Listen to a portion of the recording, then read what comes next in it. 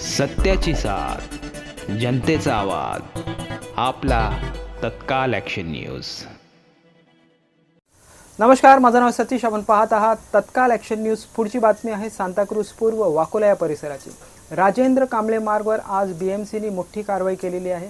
पर्जन्य जलवाहिनीवर अनधिकृत दुकानं होती, ती दुकानं तोडण्यात आलेली आहेत. ही दुकानं 1988 पासून तिथे होती.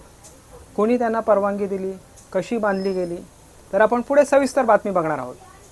मुंबई महानगरपालिकेचा H पूर्व विभागाने आज मोठी कारवाई करत राजेंद्र कांबळे मार्ग, यशवंत नगर, सांताक्रूज पूर्व येथील पर्जन्य जलवाहिनी तसेच फुटपाथच्या जागेवर 1988 सालापासून उभारण्यात आलेले सुमारे 30 ते 35 दुकाने व अतिक्रमणे निष्कासित केली आहेत. 1988 पासून अस्तित्वात असलेल्या या अतिक्रमणावर तब्बल अनेक वर्षानंतर कारवाई करण्यात आल्याने इतकी वर्षे हे अतिक्रमण प्रशासनाच्या निर्देशनास कसे आले नाही, असा सवाल स्थानिक नागरिकांकडून उपस्थित केला जात आहे.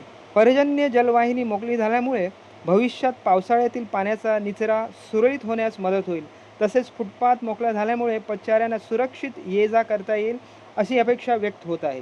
दरम्यान या जागेवर पुन्हा अतिक्रमण होऊ नये, तसेच पर्जन्य जलवाहिनी आणि फुटपाथ कायमस्वरूपी मोकळे राहावेत, यासाठी मुंबई महानगरपालिका कोणती कायमस्वरूपी उपाययोजना करणार, याकडे परिसराचे नागरिकांचा लक्ष लागलेला आहे.